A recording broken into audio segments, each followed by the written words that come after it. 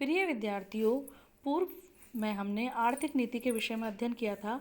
आज हम नवीन आर्थिक नीति के तहत आने वाले वैश्वीकरण का अध्ययन करेंगे। वैश्वीकरण का अर्थ वैश्विक या विश्व भर में फैलने से है, अर्थात देश के व्यापार को पूरी दुनिया में ले जाना वैश्वीकरण कहलाता है। वैश्वीकरण का अर्थ मोटे तौर पर विदेशी निवेश, व्यापार, उत्पादन और वित्तीय मामलों के संबंध में बाकी दुनिया के साथ घरेलू अर्थव्यवस्था को जोड़ना है। अर्थात पहले जो सब कुछ देश के अंदर चल रहा था जो व्यापार, अब उसको विदेशों के साथ जोड़ना, बाहरी देशों के साथ जोड़ना, विदेशों का सामान देश में लाना और देश का सामान विदेशों में निर्यात करना, ये सब वैश्वीकरण था। वैश्वीकरण के लिए निम्नलिखित कदम उठाए गए थे। पहला, आयात दरों में कटौती। आयात पर जो विदेशी माल भारत में आता है वो आयात कहलाता है, जिसके बदले हम उसको भुगतान करते हैं अपनी मुद्रा में। और जो देश का माल जब विदेशों में बेचा जाता है तो वो निर्यात कहलाता है। तो आयात पर सीमा शुल्क लगाया गया, मतलब विदेशों से खरीदने पर, और निर्यात बेचने पर, जिससे कि विदेशी मुद्रा हमारे देश में आती है, उस पर शुल्कों को धीरे धीरे घटाया गया, जिससे ज़्यादा विदेशी मुद्रा अपने यहाँ आए, ताकि भारत की अर्थव्यवस्था को वैश्विक निवेशकों के लिए आकर्षक बनाया जा सके। दीर्घकालीन व्यापार नीति। विदेशी व्यापार नीति को लंबी अवधि के लिए लागू किया गया। नीति की मुख्य विशेषता इस प्रकार थी।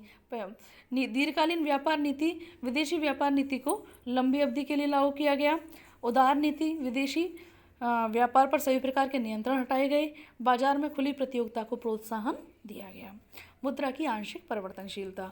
आंशिक परिवर्तनशीलता का अर्थ भारतीय मुद्रा को अन्य देशों की मुद्रा में एक निश्चित सीमा तक परिवर्तन करना है। इसका सीधा फायदा यह हुआ कि अब विदेशी निवेशक या भारतीय निवेशक अपनी मुद्रा को आसानी से एक देश से दूसरे देश में ले जा सकते हैं।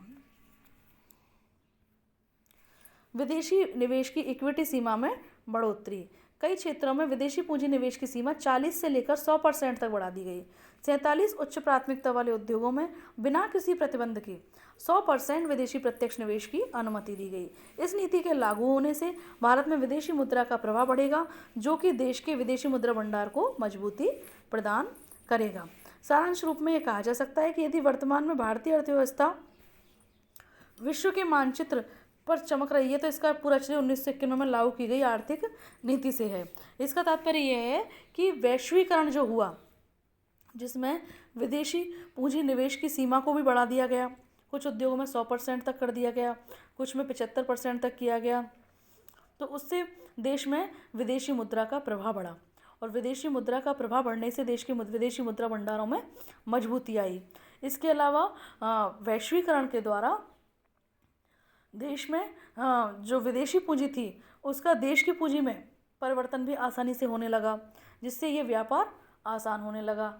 और बहुत सी ऐसी वस्तुएं थीं जो हमारे देश में उत्पादन नहीं होती थीं, तो उनकी पूर्ति भी विदेशों से हमारे यहाँ होने लगी, जिससे कि अनेक क्षेत्रों में, जैसे कि अपने देश में कई चीज़ कच्चा माल उपलब्ध नहीं होता है, जो विदेशों में ही है कुछ चीज़ों का कच्चा माल, और कुछ चीज़ों का कच्चा माल जो हमारे देश में ही है विदेशों में नहीं है, तो उसकी वैल्यू बहुत ज़्यादा हो गई विदेशों में। तो हमने जब अपने देश से कच्चा माल विदेशों में भेजा तो हमें उसके बदले विदेशी पूंजी भंडार मिला, विदेशी पूंजी अधिक मिली। और कुछ वस्तुएं ऐसी थी जो कच्चे माल ना होने के कारण हमारे देश में उत्पादित नहीं हो पाती थी, उन वस्तुओं के लिए कच्चा माल हमें विदेशों से अवेलेबल हो पाया, जिससे कि अनेक नवीन उद्योग भारत में खुले और अनेक नवीन जो वस्तुएं थीं उनकी पूर्ति भारत में हो पाई।